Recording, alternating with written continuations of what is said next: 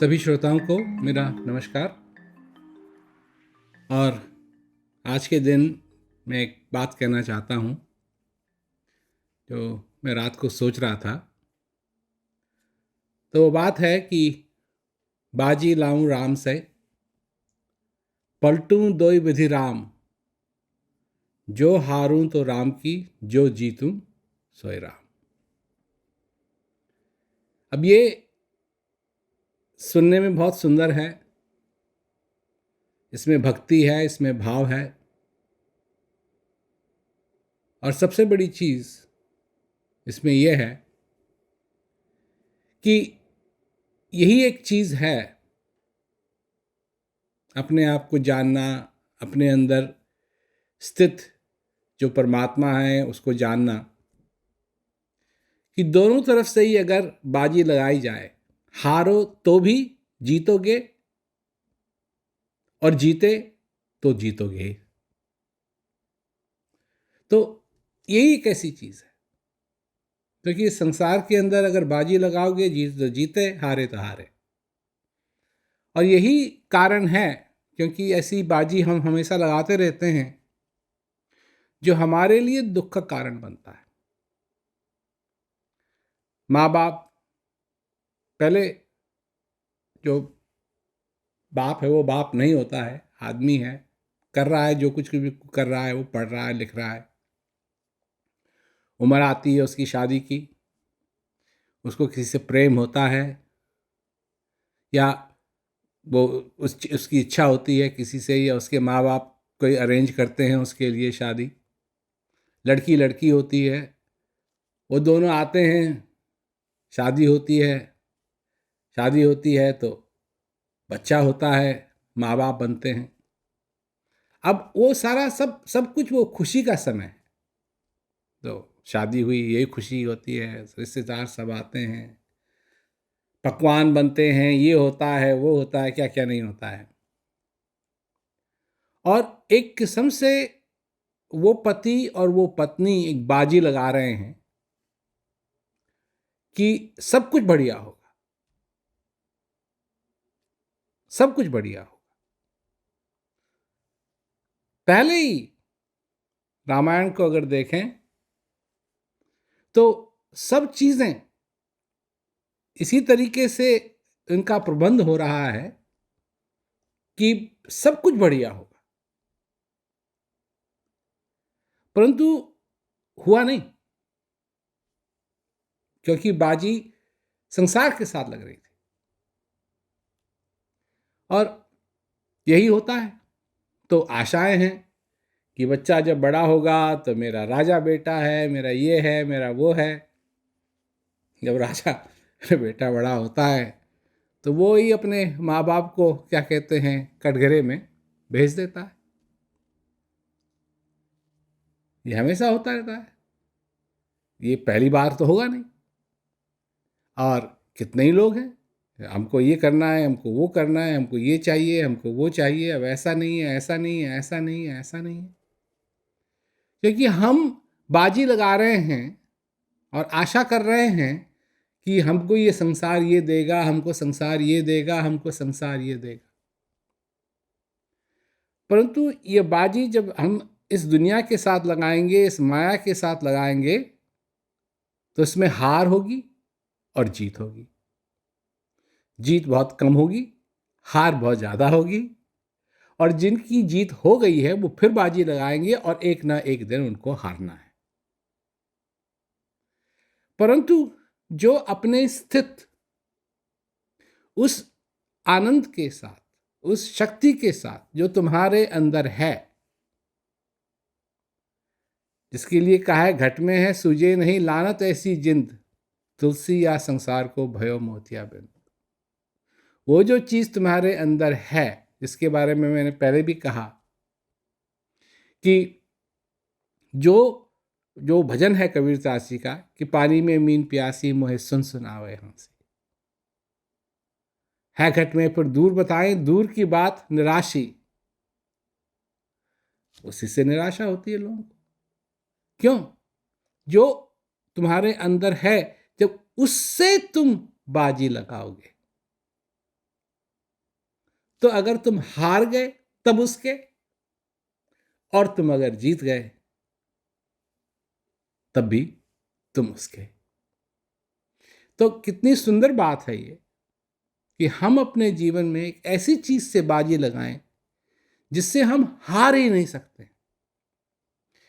एक ऐसी चीज हमारे लिए आशा का स्रोत बने जो हमको कभी ठुकराएगा नहीं, जिस स्रोत से, जिस आशा से हमको कभी निराश नहीं होना पड़ेगा, हमको कभी निराशा नहीं मिलेगी। संसार में सारे काम करते हैं, निराशा मिलती है, निराशा मिलती है, निराशा मिलती है। लोग हमसे चिट्ठी में लिखते हैं, प्रश्नों के बारे में लिखते हैं, ये सारी चीज़ें लिखते हैं लोग कि जी मैं खुश नहीं हूँ, मैं ये, मेरे साथ ये हो रहा है, मैं दुखी हूँ, मैं, क्योंकि तुमने अपनी आशा लगाई है इस संसार के अंदर, इस माया के अंदर।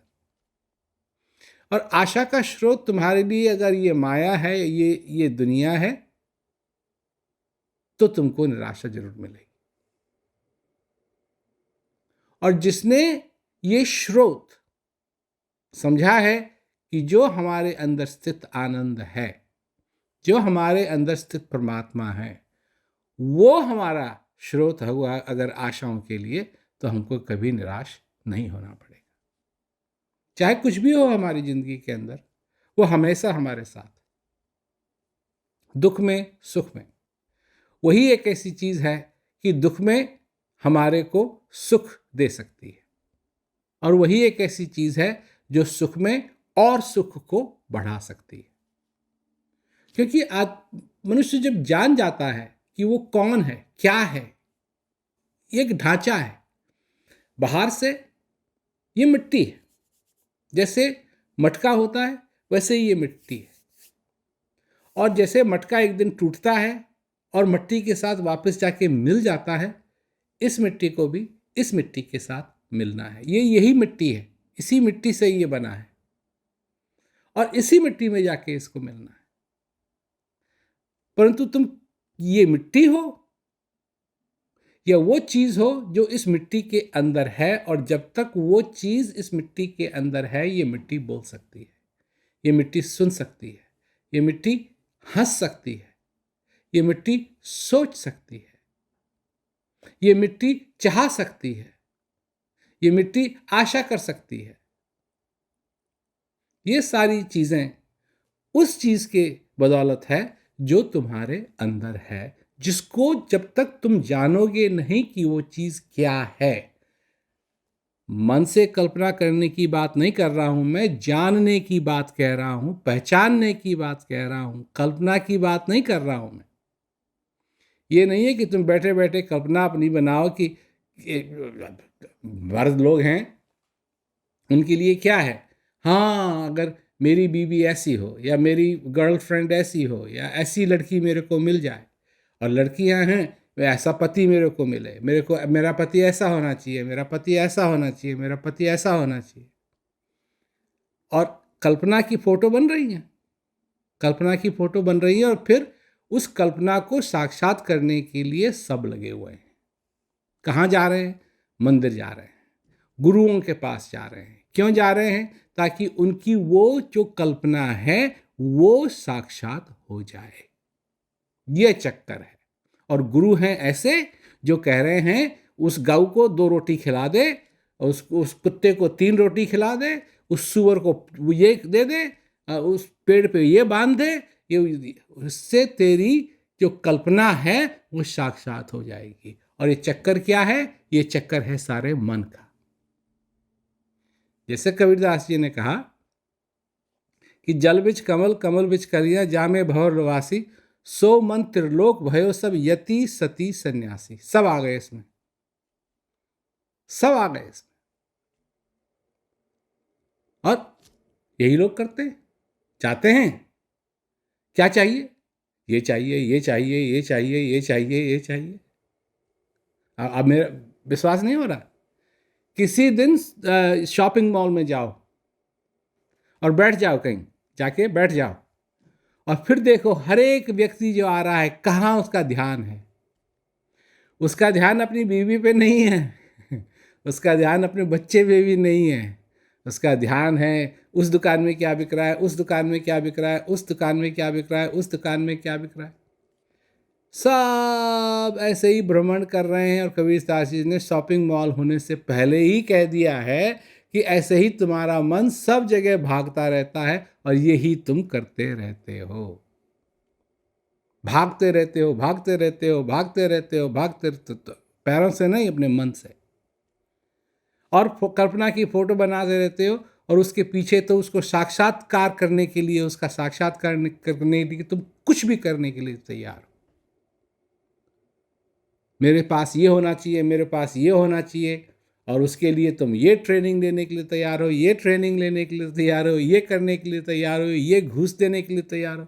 हमको तो मालूम ही नहीं था कि लोग इतनी इतनी घूस देते हैं ताकि छोटी सी नौकरी मिल जाए। ये सब होता रहता है और दुनिया इसमें लगी हुई है। पर जिसने वो बाजी लाऊं राम से, पलटूं दोय विधि राम, जो हारूं तो राम की, जो जीतूं सोय राम। अगर मैं हारा तब भी राम का, और जीता तब भी राम का, क्योंकि राम ही को जीत लिया मैंने। कौन सा राम? फिर वही वाली बात आती है। अब जब जब जिस जब राम की बात आती है तो वही बात आती है जो तुम्हारी कल्पना की राम है।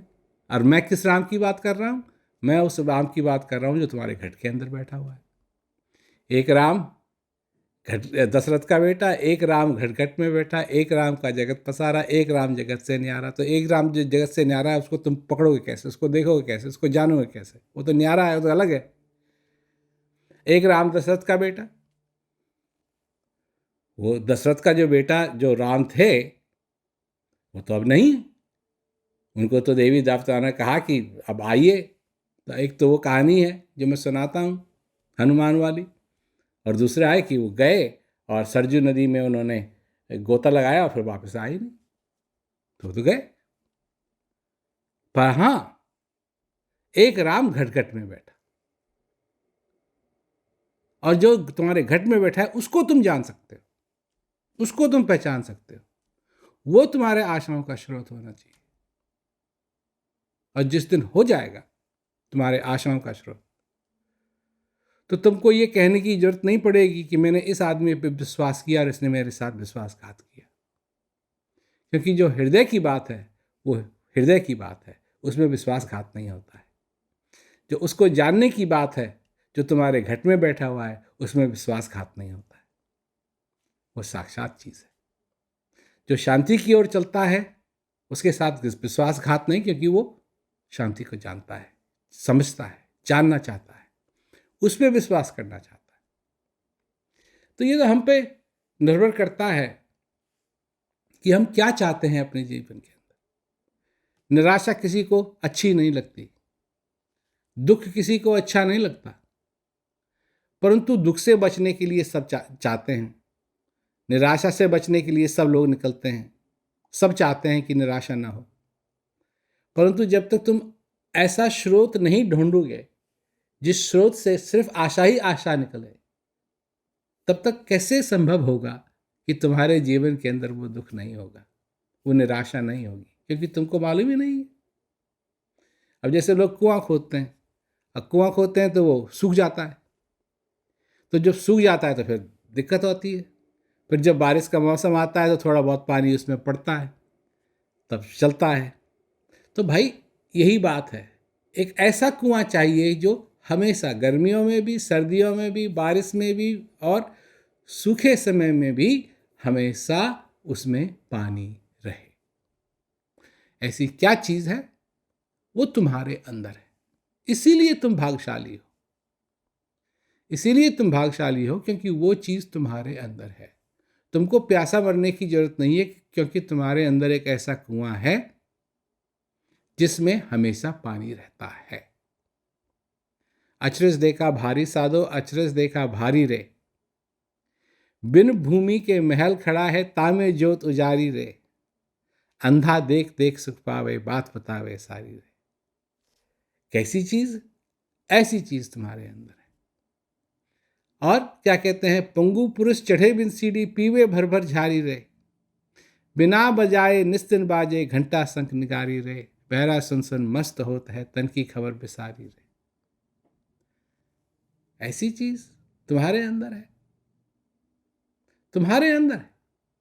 परंतु जब तक तुम उस चीज को अपने जीवन का, इन चीजों का स्रोत नहीं बनाओगे और दुनिया की तरफ देखोगे, तो कोई बाजी हारोगे, कोई बाजी जीतोगे, और जीत भी गए फिर बाजी लगाओगे, फिर हारोगे।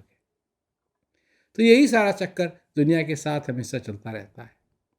जब तक हम अपने आप को जानेंगे नहीं, पहचानेंगे नहीं, जब तक हम अपने जीवन को सचेत रूप में जिएंगे नहीं, जब तक हमारा हृदय आभार से भरा नहीं रहेगा, तब तक कुछ ना कुछ इस संसार के अंदर होता रहेगा।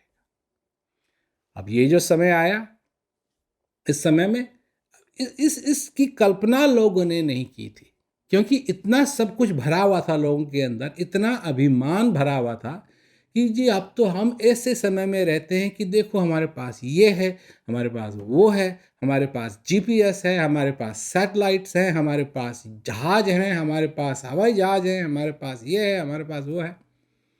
इसने सारी सिविलाइजेशन को एकदम ब्रेक लगा दिया है। अब ये अच्छी बात है, बुरी बात है? देखिए, मैं बैठ के खुश नहीं हो रहा हूँ कि ये कोरोना वायरस हो रही है, क्योंकि मेरा तो बहुत बड़ा प्रोग्राम बना हुआ था कि यहाँ जाएंगे, वहाँ जाएंगे। अब ये समय आ रहा है जब मेरे को साउथ अफ्रीका में होना था और लोग मेरे इंतज़ार कर रहे हैं वहाँ, परंतु उनको मालूम है कि मैं नहीं आ सकता, क्योंकि ना तो मैं उड़ सकता हूँ, वहाँ आने नहीं देंगे मेरे को अंदर, और कोरोना वायरस की वजह से प्रोग्राम तो हो नहीं सकते। तो मेरे को कोई खुशी नहीं है। परंतु जब सोचता हूँ इसके बारे में कि हम लोग किस दिशा में जा रहे थे और कितनी तेज उस दिशा में जा रहे थे, और इस कोरोना वायरस ने एकदम ब्रेक लगा दिया कि नहीं, तुम कहीं नहीं जा रहे हो, देखो क्या है, तुम अपने आप को देखो क्या है। छोटी सी बात, लोगों को कहा कि तुम अपने घर में रहो, अपने घर में रहो, लोग नहीं रह सकते। अपने साथ रहो, लोग नहीं रह सकते। शांतिपूर्वक रहो, लोग नहीं रह सकते। ये हाल है इस दुनिया के, ये हाल है इस दुनिया के, ये हो रहा है इस दुनिया के अंदर। किसी से कहो थोड़ी देर शांति के लिए, थोड़े दिन शांति से बैठ जाओ, नहीं, बैठ नहीं सकते। ये चाहिए, वो चाहिए, परेशान हो रहे हैं। क्यों? अपने साथ नहीं रह सकते ना, अपने आप को नहीं जाना। और अपने साथ कोई रहने के लिए बोलता है तो उनको दुख लगता है, उनको अजीब लगता है, उनको अजीब लगता है। अजीब, अरे किसी गैर के साथ रहने में अजीब नहीं लगता है, पर अपने साथ रहने में गरीब अजीब लगता है। तो कहीं ना कहीं तो उल्टी गंगा बह रही है ये, कहीं ना कहीं तो ये उल्टी गंगा बह रही है। जैसा इसको बहना चाहिए वैसी नहीं बह रही है। तो ये समझने की बातें हैं। और सबसे बड़ी बात तो यही है कि जो चीज़ जिसकी आपको तलाश है वो आपके अंदर है। कोरोना वायरस हो या नहीं हो, अपने जीवन में उस चीज़ को पहचानो। और सबसे बड़ी बात कि वही चीज़ आपके आशाओं का स्रोत बने, तो आपके जीवन के अंदर धन्य धन्य होंगे। वही आपके शांति का स्रोत बने, तो सचमुच में आपके जीवन के अंदर शांति होगी। और वही आपके आनंद का स्रोत बने, तो आपका सारा जीवन आनंद में से भर जाए। सभी श्रोताओं को मेरा बहुत बहुत नमस्कार।